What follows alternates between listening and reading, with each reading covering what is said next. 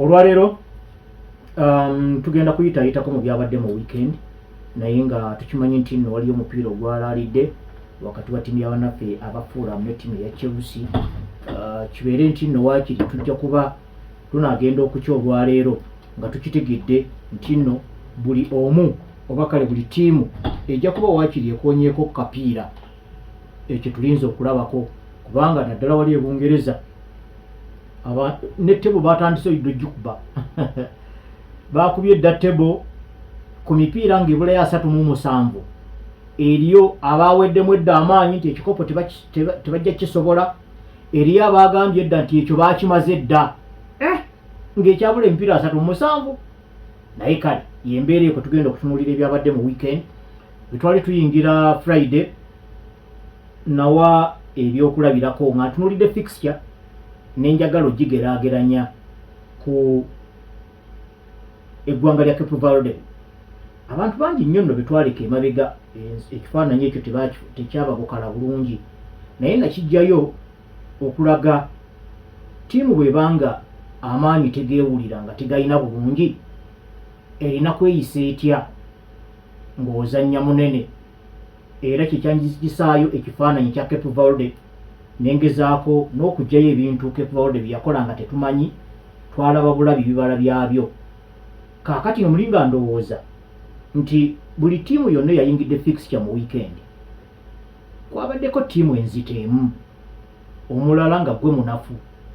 Kati kiri gy'oli okweyita omunene nga toli, kiri gy'oli okweyita omutono nga ogenda kwekakasiza mu kukola bintu n'amaanyi na bukujjukujju na kukola ebyo ebijja mu busobozi bwo. Naye nagenza okutunuulira emipiira gyonna mu weekend egyabaddeyo nga ttiimu ezimu tezeeyisizza nga profile yaazo bwegamba. Okuviira ddala ku lunaku olwa Friday saalaba obujulizi bwankukunala bulaga nti Coventry City yazze kukyalira defending champion nga yakava mu kibinja kya wansi oluvannyuma lw'emyaka 25 ng'ogezaako okutunula mu kisaawe okulaba kye basinga okukola nga tokiraba. Kubanga bwe muba nga muli batono opponent ye munene gwe mugenda okuzannya, waakiri omupiira mugukubeyo, waakiri temubakkiriza kusiba, waakiri temubawa bibangirizi mwe bakolera, waakiri mubafate, waakiri omupiira bwe mugubba muddukeeko ku misinde abalala bagabane enfo. Naye nagenza okutunulira ku bintu ebyo byonna Coventry City teyakozeeko n'ekyo. Nengamba konze kaakati bali kyama ki kibasirikidde oba oli awo kinajjaeyo mu maaso eyo naye kati tetwakirabye. So bwe nayitiddemu ddala mu weekend yonna nabadde nze league nabadde njirabira mu kifaananyi ekyo. Jjukira twazingirako ne Vipers ng'ezannya ttiimu ya Kitara nga naabo bo ekye tubaagalamu kyekifaananyi kye bagenda okutulaga nga bagenda ku continent kubanga bombiriri be bagenda okutukikira mu mpaka eza CAF eza klabu empanguzi. Naye ndowooza mwenna abalabye ku mipiira muteekwa okuba nga mwabulabidde.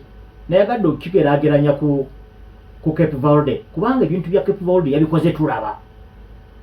Waliwo okugamba nti babikola eri mu gy'ekinaana nga tetunnazaalibwa oba nga tuffe tetunnaba kugula TV. Naye Cape Verde ebintu byayo yabikoze era yabadde ekyakulabirako kinene ddala eri ttiimu eyingira mu fixture ng'okimanyi nti oli munafu.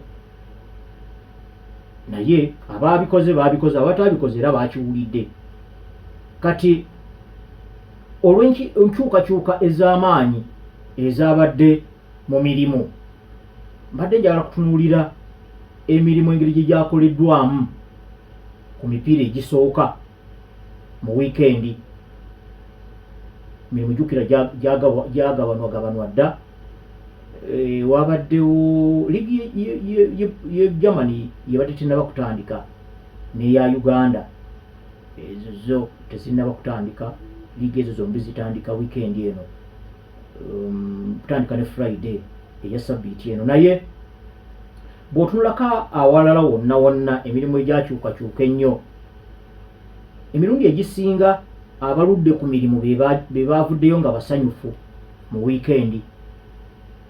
Wali e Bungereza Fabian Huzera owa Brighton and Hove yakulembedde n'ekibinja lwakubeera yakubye siniya munna abaddeyo ku mulimu gundi Unai Emery yakubidde ddala goolo 4 namba. Omusajja ono gundi Unai Emery nali namwogerako mu programs ezitali zimu emabegako eri nga musongamu olunwe nti lwaki tavaayo n'akola emirimu okusinziira kuwa waatuuse, kuba emirimu waliwo egituuka nga ogirinamu obumanyirivu naye omuntu yenna bwakutunulako agamba musajja ebintu abikoledde ebbanga nolima kulabika nga ayiga obuyizi kimbuyege. Kati omusajja ono Unai Emery bwe twali tutunulira ba managers abakyusizakyusizza emirimu ebungereza ne tutunuulira ekituli ekirekeddwawo okugenda kwa Pep Guardiola nga mu butuufu liiga eringa eyeggudde nga tekuliiko nnyo gwewandiise luliira mu nnyana nti ono asukulumye nnyo ku banne. Naye bwe twatunulakokko mu mirimu egikoleddwa abatendesi bano, Mikel Arteta alina ekikopo kya Premier League, Xabi Alonso alina ekikopo ekya Bundesliga, Andoni Raola takwatangamu, Michael Carrick takwatangamu, Roberto De Zerbi takwatangamu, Enzo Maresca takwatangamu. Naye ate Enzo Maresca ng'alina ekimusitula okuva ku batendesi aba bulijjo alina FIFA Club World Cup, bw'oteekako ne omupiira gwe yatendeka Leicester City n'agireeta mu kibinja ky'abanyweera, n'oteekako ne UEFA Europa Conference, nga birina engeri gye bimusitula okumujja ku mutendesi owa bulijjo.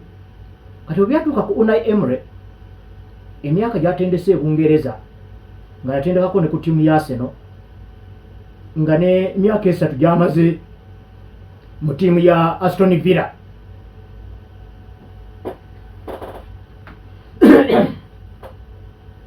emyaka gy'amaze mu ttiimu ya Aston Villa 3, ebiri ku gyo ttiimu abadde agitwala mu Champions League.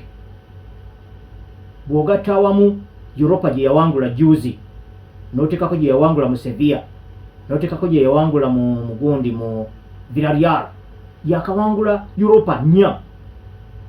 Oteekeko nti yawangulako ne liigi y'abanyweere y'Obufalansa ng'atendeka PSG. Bw'ogatta awamu profile eyo aba kimujja mu batendesi aba bulijjo,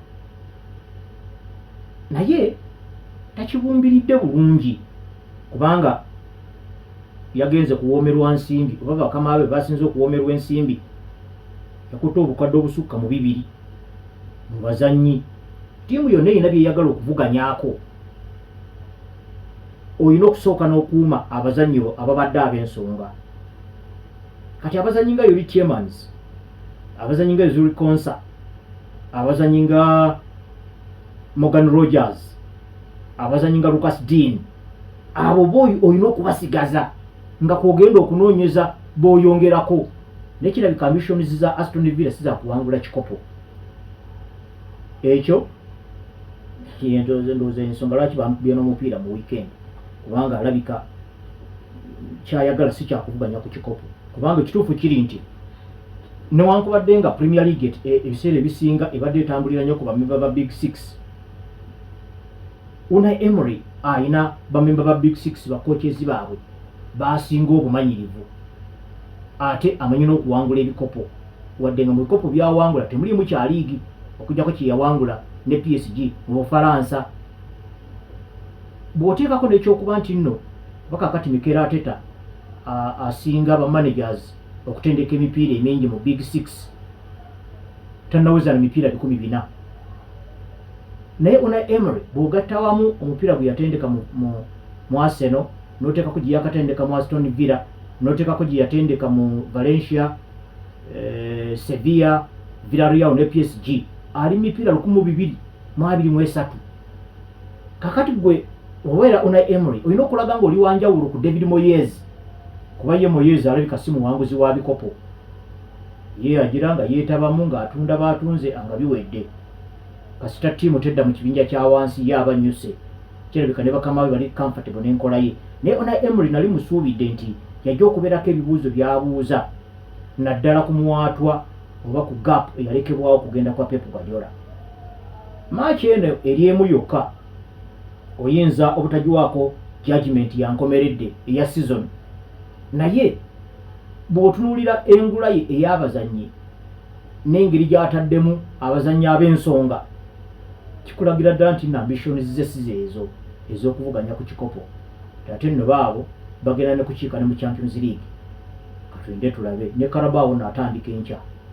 Gambye omupiira gw'Ebungereza muzibu, kubanga awo yandibadde addira abazannyi abamu ab'ensonga nga be bakuba mu liigi, n'alabako bano ab'ebbalibbali ne bajja ne bakwatirira mu egyo wandiise mu butonamenti obwo obutonotono.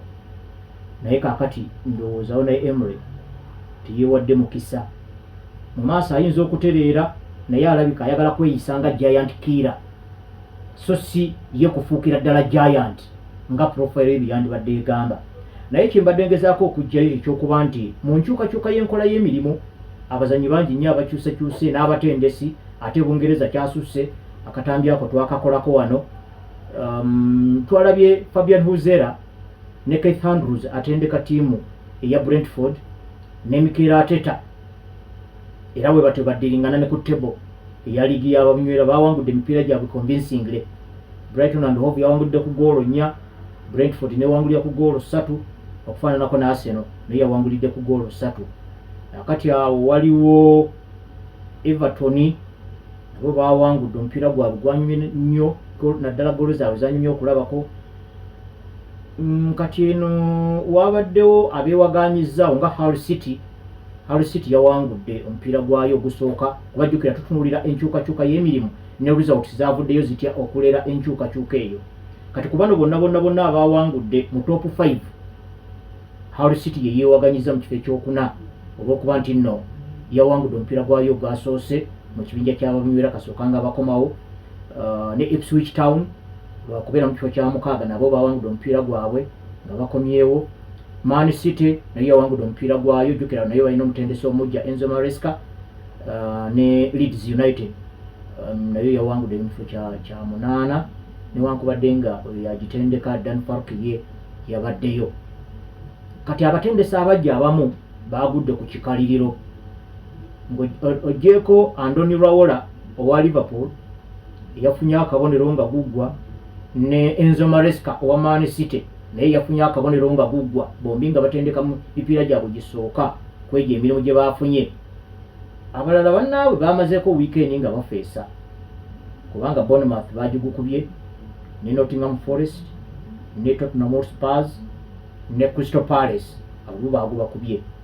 Naye ate waliwo n'abaakubiddwa nga loosi zaabwe zabadde ziraga ekifaananyi nti bakyali mu mbeera etannaba kuggusa nsonga, nga mu abo mwe muli bamemba ba Big Six ababiri, Man United ne Tottenham Hotspur.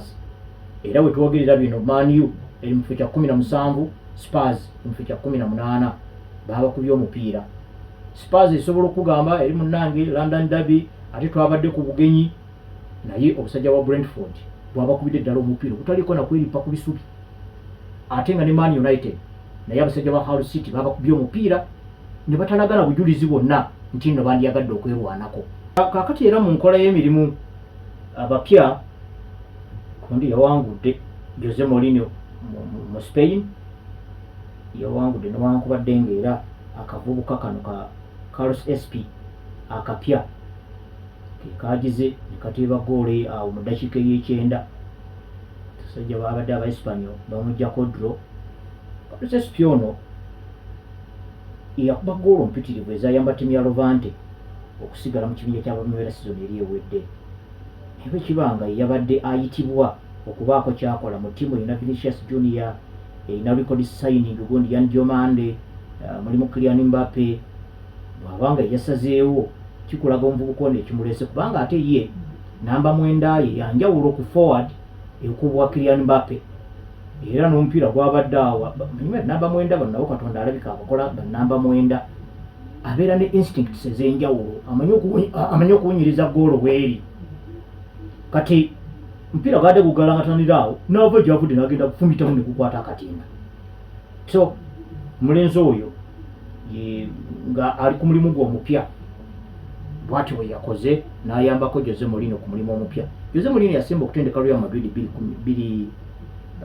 ojjukira maaki ye yasemberayo ddala yali ya May 2013 bwe bakuba Osasuna goolo zalinnya ku 2 kati omulenzi wuuno amwaniriza nakuteebayo ku goolo nakumuwa bubonero 3 ozi era ne Kaawo Kaddagondi Hansfriki ye yakubidde ddala goolo 5 namba sigaana nti tiyakulembedde tebo olw'okuba nti nno La Liga yali yatandika dda wiikendi eri nga ttiimu ezimu ziri mipiira 2-2 nga ttiimu ya Sevilla, Deportivo Alaves, Atletico Madrid bali mipiira 2-2 abamu ku bo balina points 4 abalala points 6 yensonga lwaki Barcelona tiyakulembereddewo naye nga batandise n'amaanyi ku goolo ezo 5 zebakubye ttiimu ya Elche.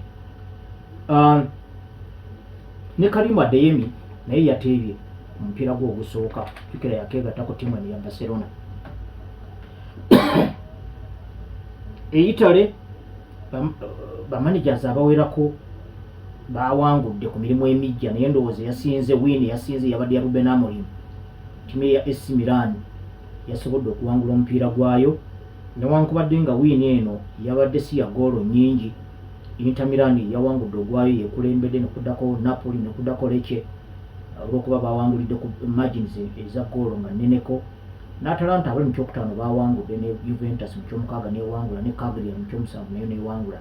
Naye mu bano bonna ndowooza wiini ya Ruben Amorim kubanga bwe baatuuka okusamba omupiira ogutaabadde mulungi nnyo mu mpaka bwabadde mu kwegezaamu off season bigambo byabadde bitandise okuyitiŋŋana era naye n'atuuka n'okukangakanga abazannyi nga 8 mulamba nga ayagala bagoba.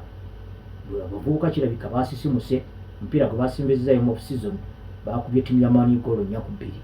Akati kirabika ttiimu egenze eteerera manyi baabawagizi ekyokunywa kyabwe wiini kasiteebula ebigambo ebisongovu nga bitandika okufuluma. Naye kakati waliwo Massimiliano Allegri atendeka Napoli naye yabadde ku mupiira gwe gusooka naye yafunye wiini lwakuba nti nno ye abadde yeekulungulira nnyo mu clubs ez'enjawulo oludde eyo mu Italy nga wiini ya Ruben Amorim yabadde yankizo ku sayidi eyo. Ebufalansa abapya bakoze emirimu mingi emirungi ndozi yasingidde ddala yabadde na musambi Ferran Torres yavudde na ku bench ogenda okutakkuluza ttiimu ya PSG ku Rennes. Katiimu ka Stade Rennes kaadde kalemeddeko naye mpira gwawedde 2-2. Ferran Torres yavudde ku bench n'ateeba goolo zombi. Tebeeza nno PSG eno yabadde ne ttiimu yayo yonna olwogamba nti ate ne batuuzaamu kuba bw'otunuulira front 3 yaabwe ya Kvicha Kvaratskhelia ne Ousmane Dembele ne Desire Doué abo baba baweddeyo. Amakati bayinza okunyigamu awo Zaire Emery somewhere naye kasita Vitini abeeramu ne Nuno Mendes kiba kiwedde. Eno backline yo yabadde nga bwe tugimanyi ey'ekimenke naye obusajja bwawakubye ez'amangu awo 2. Ferran Torres yamaze kuva ku bench era ndowooza y'omu ku bazannyi bw'obanga ogezaako okulonda best debutant mu weekend oba olina okumuteekako Ferran Torres kubanga wadde liigi etandika butandisi naye obanga oli ku mulimu mupya biseera ebisinga kankana biseera ebimu ogira n'ogamba katulekemu katwekisizaawo naye bw'ovaayo all out okutaasa ttiimu n'okyusa ttiimu ebadde ekubwa okusuula obubonero 3 waakiri nejjayo akabonero entandikwayo ku mulimu omu gye basimbi. Noono Frank House yabadde ku touchline ya ttiimu ya RS Rennes musajja naye ono ye awangaddemukko alinga bw'olaba Michael Carrick ku touchline ya Man U ng'omulimu omujjuvu mupya naye jjukira yakwatamu kuva January. Kati noono Frank House yakwatamu mweno ttiimu ya Stade Rennes kutandika mu mwezi ogwa Febu, so abaddeyo emyezi nga 3. Kati ne RS Rennes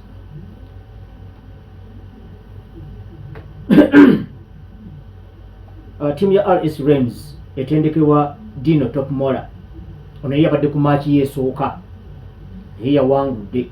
Debut ye teyamubeeredde mbi yabadde yakava mu Eintracht Frankfurt guno gwe mulundi gwe gwasoose n'okukolerako Ebufalansa Then nono mutawani wa Carlo Ancelotti, David Ancelotti atendeka gundi Lille naye yawangudde naye yabadde ku mulimu gwe gusooka kasookanga agezaako okuva mu nsawo ya kitaawe kuba loli abadde yekukuutiriza awo naye yasazeewo okusajja kula ku myaka 39 n'agamba naye kagende yeekolera egige naye yafunye obuwanguzi ku maaki yeesooka ne omu Brazil Felipe Luis Kasiminski yakubanga namba 3 ya Chelsea omusajja ono yatendeka ttiimu ya AS Monaco naye yawangudde ku maaki yeesooka.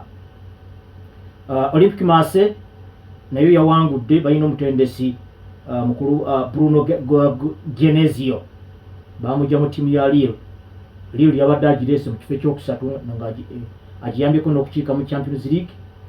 So kati ndowooza nayagezaako okunoonya ku challenge endala naddala nga Olympique Marseille ebadde mu bya coaching byayo nga tebinaba kutereera bulungi ne Roberto De Zerbi yagendayo ebiseera ebyo naye ne bimwokya kandi kirabika nti nno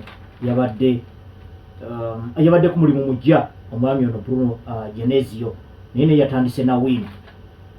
Tutunuulira enkyukakyuka y'emirimu n'abo abaafunye emirimu emijja gye baakoze ne bye bataakoze.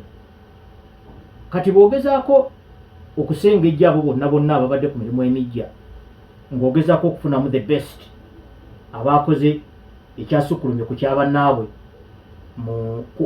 ku mirimu emijja, tosobola kubuuka Sergej Jakirovic omutendesi wa Hull City. Omusajja ono yagenze n'ateekateeka ttiimu ye ng'akimanyi nti nno azanya ttiimu erina ebyafaayo ebinene. Bw'atyo okufaananako bye twayogedde ku Cape Verde bye yakola, yasoose n'addira babbaaka 5 n'ateekako ba midfielders 4.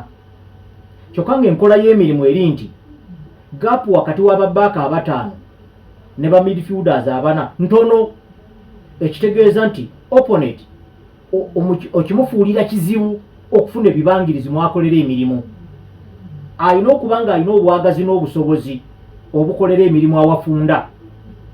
Ekyo Sergej Jakirovic mu setup ya ttiimu ye teyakikkiriza maani yo kukyegazanyizaamu.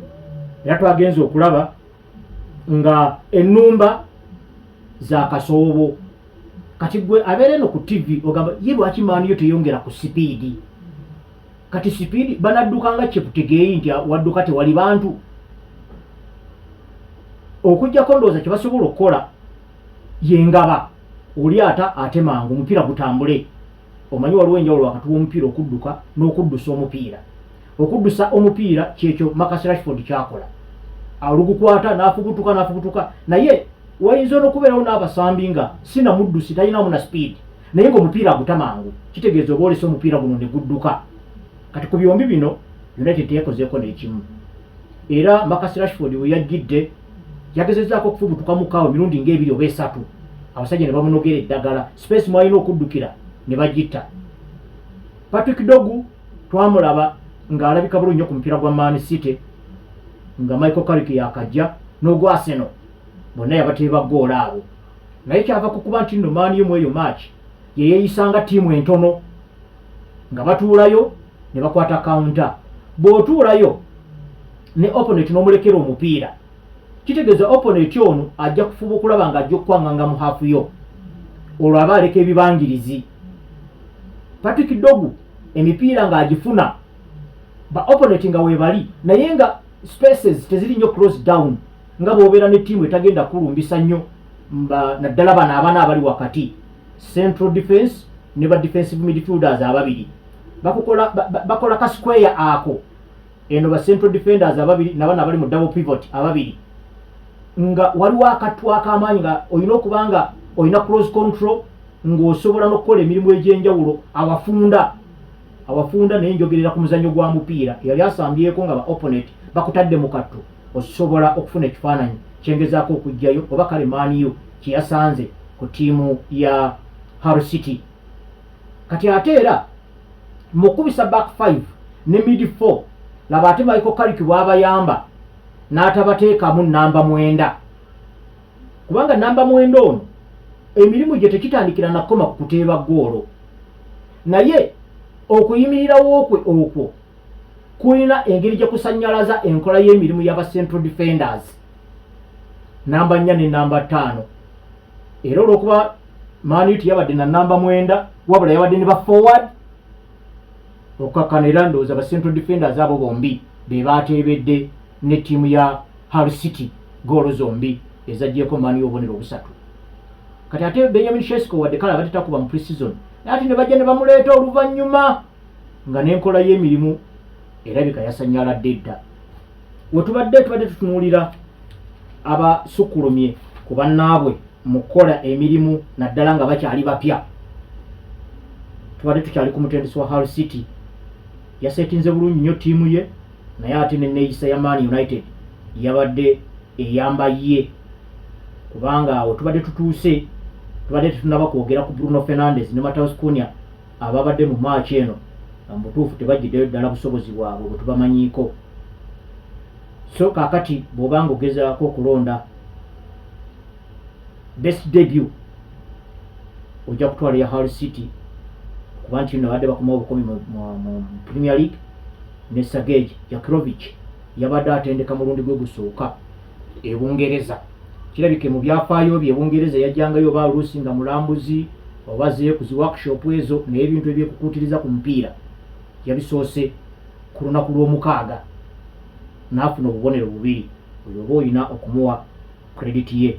Naye tujja kwongera okubikkula mu mirimu gya United gyeyakoze ne gyetaakoze mu wiiki nga bweneetambula kuba tetusobola bizingako byonna mu eno puroguramu emu. Bwe weeyongerayo omulala eyakoze obulungi ng'ali ku mulimu omupya yabadde midfielder Mahamadou Sangare.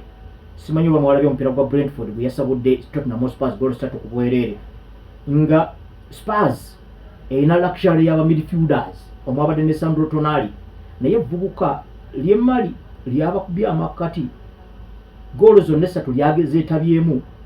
Sandro Tonali, Lucas Bergvall ne Conor Gallagher abadde wakati awo evubuka lyabafudde abaabulijjo nga lyabadde likuba maaki yali esooka e Bungereza.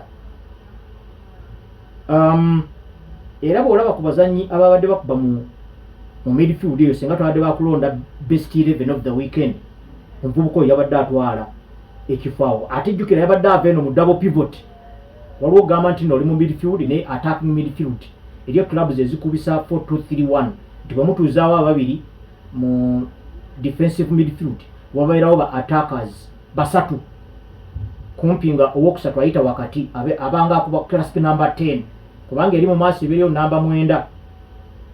Awo oyo bw'akola ebyo oyinza okukkiriza naye Mahamadou Sangare yabadde ava mu double pivot omupiira ng'aguwangula bwe kiba nga kyetaaga amagezi nga gateekawo bwe kiba nga kyetaagisa misuwa ng'agiteekawo ate nga tata mu ngeri yakutya nti oba kagabe yejjeko nga n'okuvugamu avugamu yensonga lwaki yasobodde okwetaba mu goolo zino zonna.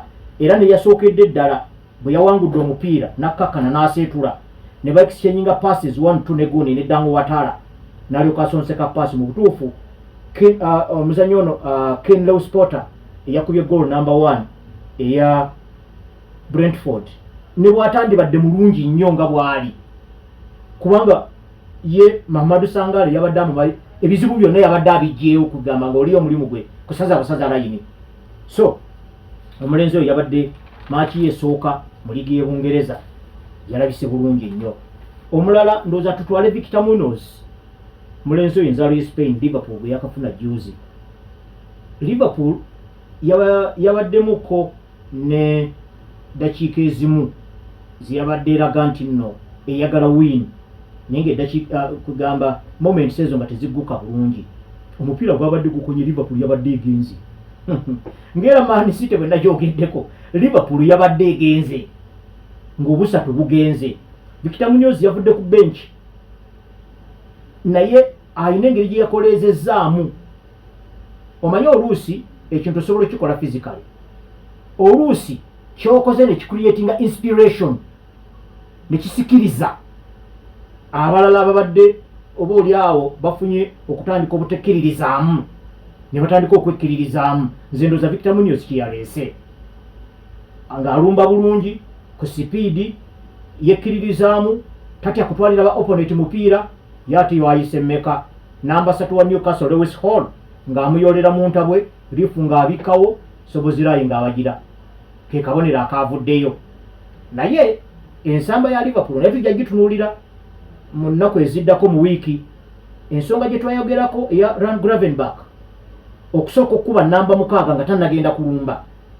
Ekintu ekyo tekinnaba kunogera obulungi nnyo ddagala. Bujjukira goal number 1 gye bakubye Liverpool yabadde counter attack. Naye omusajja Wilson Osula yadduse kumpi yaadi nga 7 namba nga talina amuvuganya. N'avuga paka lwe yalabye nga kyetaagisa kwekuta Anthony Elanga. Ate obanga oyagala okuteeba gondi Alisson Ramsey-Becker nga ali mu goal, tomukuba wano ku near post. Awo yeekansa. Era akasajja Elanga omupiira kakubye bulungi, kakubye eri kufa post. Yatunulidde mutunuulire. Kati ate goal number 2 Yohan Wissa. Yohan Wissa ne yabafuukidde akayinja mu ngatto olunaku lulamba. Naye ate goal number 2 ate yayiikiriza buyiikiriza. Abazanyi ba Liverpool bonna nga babwewuka, gwateekamu omukono tadda, gwagira wano gwamasolinga off ng'agwegwe. Kukakana najja n'asetinga Wilson Osula najja n'ateeba. Naye nga Liverpool ensamba yaayo n'enkola y'emirimu tujja gitunulako mu subsequent days eza wiiki eno. Ngera bwe tulese ebya Man U ngeri ya Liverpool tujja bikwatako. Naye nga nalowoozezza nti nno ntandikwa teyabadde embi ya Victor Munoz naddala nga ayambako omutendesi omujja naye ng'ali ku mulimu gwe ogusooka omutongole mu Liverpool mukulu Andoni Rawola. Waakiri ojjayo akabonero ne weewozaako olulala. Awo oyinza n'okwogerera ndowooza ne ku Denis Lavanye, ono ye kooki wa Vipers. Abadde atendeka eyo ffe nga tetulabanga bintu bye.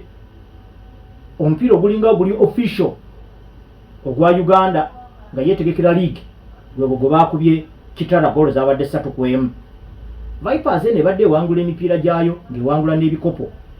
Naye fluidity eyo evaamu goal eziwerako ebadde tetera kujja okujjako ng'abadde musambi omu najja n'akunja abantu be n'abeekubira 2 oba 3 naye nga collective effort tekibadde nnyo kya bulijjo. Era ndowooza aba UPPC bajja kutulaga omupiira omulungiko gwe bagenda okuzannya ku Friday, kubanga ligi yaffe etandika Friday. Abanaasobola okugenda ekitende ku ssaawa 2 ez'ekiro mujja kulabako. Naye awo wajja kubeerawo okuzzaako Kigezi Homeboys ku bugenyi. Olwo ate tugende ku continent. Vipers ekyaze ttiimu ya Nwadipo ennaku z'omwezi nga 5 omwezi ogw'okujja ogw'omwenda. Naye engeri gye balumbyemu ne patterns eza attack ne mentality, kuba nakyogerako wano Friday, kyetwandiyagadde okulaba mu Kitara ne Vipers ye mentality ya continent.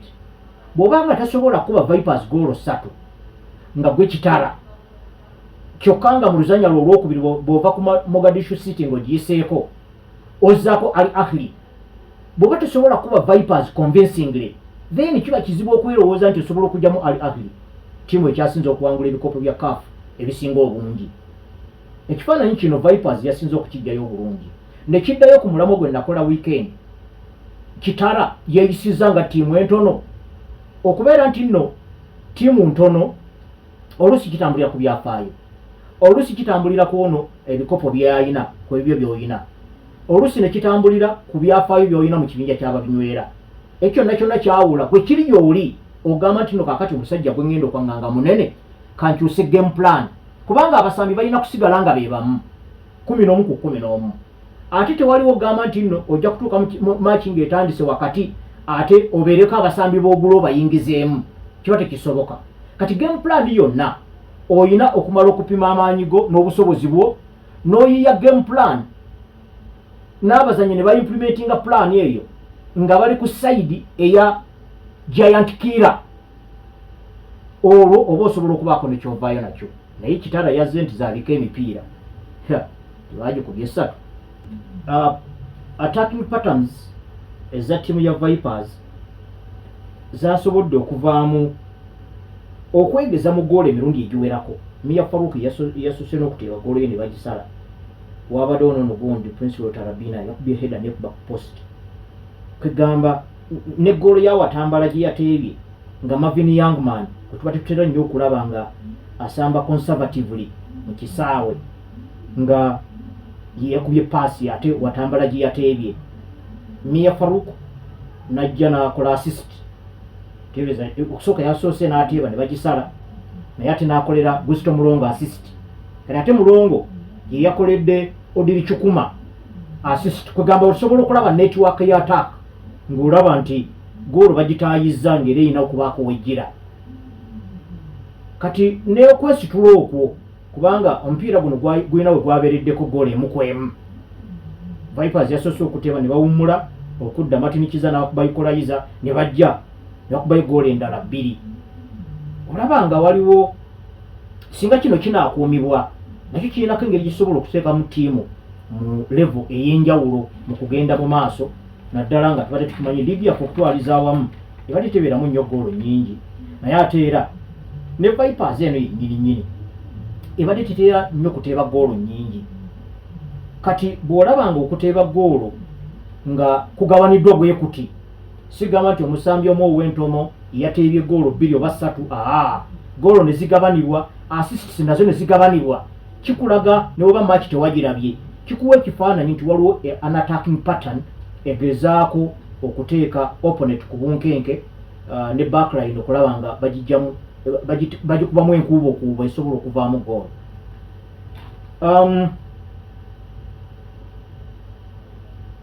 waliwo n'ebirala ebyanyumye kati bano abakoze emirimu gyabwe egisooka tuyinza okuba ku myaka awo naye waliwo ebyanyumye okulabako ku maaso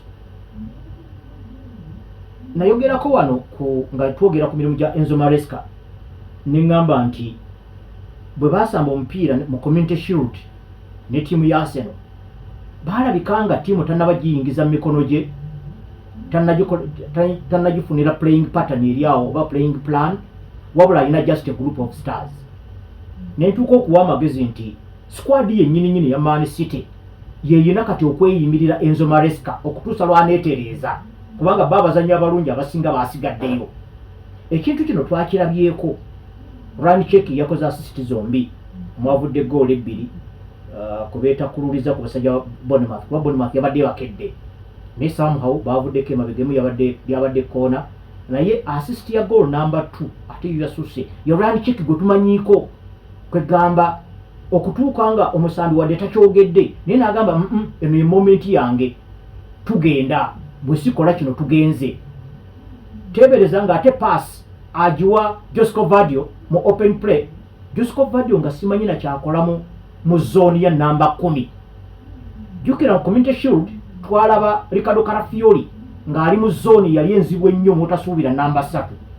nadduka bulungi nnyo Miles Kelly n'amulengera n'amusiibula n'ateeba finishing yali mpitirivu naye ate ne Josco Vadio naye bwe yabadde baaka ali mu zone ya namba 10 oba namba 9 Ryan Check yabadde alina abantu be bakyusakyusa wano n'alyoka amukubira akapaasa akalungi obuyitirivu kyanyumye okulabako bw'atyo ne Enzo Maresca maaki yeesooka n'ataviiramu awo ekirala kyanyumye okulaba ye Martin Odegaard okusamba kya bulijjo naye emirimu gya Martin Odegaard bw'oba ogitadde mu luzungu wandikiise running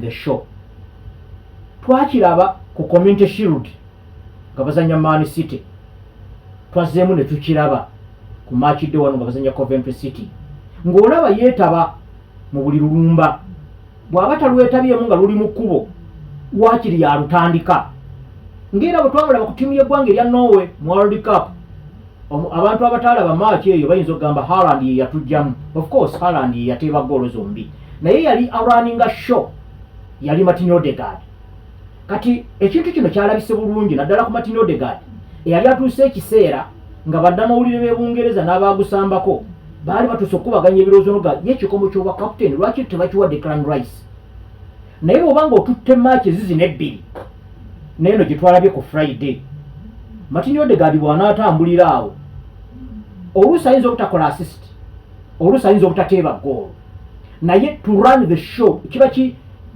kifaananyi kigazi ekyokwetaba mu nteekateeka zonna ttiimu zeerina ate nga za muzinzi ekyo nakyo kyalabise bulungi Everton yanyumisizza goolo zayo ziyakubya Crystal Palace ekisooka wiini yokka eno ye yasoose mu season 5 Everton okuwangula match yayo esooka ku opening day. Season 5 naye omusajja Kenan Dewsbury Hall yakubye omuggo goal number 1. Simanyi wamwalabye match eno. Ate ango yabadde nzibu nnyo ngoloza goalkeeper afunziza near post. Naye yakubye omuggo ate nga akubisa left. Yabadde nga afulume ebweru wa 18 yards box. Nasooka gukuba ate nga guddayo eri engulu. Ebintu bino ebya tekiniki nze binyumira okulaba. Kakati ate goal number 2 ate yo cross ye yanyumye eya Iliman Ndiaye. Abalabyeko ku Zoris owa Arsenal match yabadde etandika nga bw'omanyi entendeka ya Mikel Arteta eri structured. Zoris oba omusuubidde kuyita eri mu namba 11, Bukayo Saka omusuubidde kuyita mu namba 7. Declan Rice lw'omulabako omanya nti nali mu double pivot kwegabwe bityo. Naye twalabako ng'omupiira ogwo gwakatandika omulenzi oyo Zoris yagenda n'akola run nemusanga mu zone muwandisanze Bukayo Saka. Omupiira gwe yagukolamu ekirungi wadde temwava goolo. Newunye kuzi omuvubuka avuddewa. So kakati noono gundi eyalese cross ya goal number 2 Iliman Ndiaye omusajja olefta ebiseera ebisinga ayiteri mu left, but this time yayise mu wing ya ddyo ku speed eyawago yataddeko cross ya rabbi. Cross eriyo abateebi akuba header nga azibiridde n'okuzibirira. Abantu abasinga ne bava batomera emipiira goalkeeper n'akwata obuliso ne gigenda over the bar azibirira. Mu butuufu cross Iliman Ndiaye yaleese Tieno Bane n'ateeba ne buyandibadde mu jega atya goal yandinywedde ne bandigenzi bugenzi mu bbanga omupiira ne gumwekoonako gwandibadde gunywa essajja lyakubye cross nga ejjako keeper kubanga ne cross nze nina okukkiriza erina kubeera pass si kumala gayiwawo naye omusajja Iliman Ndiaye. So nalabye nga nebyo byanyumidde okulabako. Then midfield ya Everton mwabaddemu abavubuka bapya Harrison Armstrong wa myaka 19 ne Mone Hayden Hackney ono bakamugula n'omugula. Abavubuka bakubye midfield, central midfield beetabye mu goolo zombiriri bano ze baateebi tebereza nga tulinayo abazanyi abaguze obuwana na Simanyono Matias Fernandez ne Sandro Tonali mu Spurs, Simanyono Andre Santos ne Yuri Tielemans mu Man United, Simanyono gundi yanyono gbalese mu Man City nga bagidde kubuwana na bwansimbi naye nga amakati ga butugalaba bali bubenzi mu zone za namba za central midfield naye nga emirimu egiggusa ttiimu gigitema mu nvuba tetwagirabyeko. Obulenzi buno Hayden Hackney ne Harrison Armstrong baalabise bulungi mu midi eya ttiimu eno eya Everton. Weekend bwetu wensobola ogizingako naye week tujja kusala amagezi tugende nga tubikula ttiimu ku ttiimu emirimu egyakoleddwa n'egitaakoleddwa mu nkola yaffe ey'abakamanyi eya bulijjo. Muzeeyi Mugisha Atanansi bandabire bannabuddu mwebale goberera Isa batya ayambadde onguddeko kankubuuli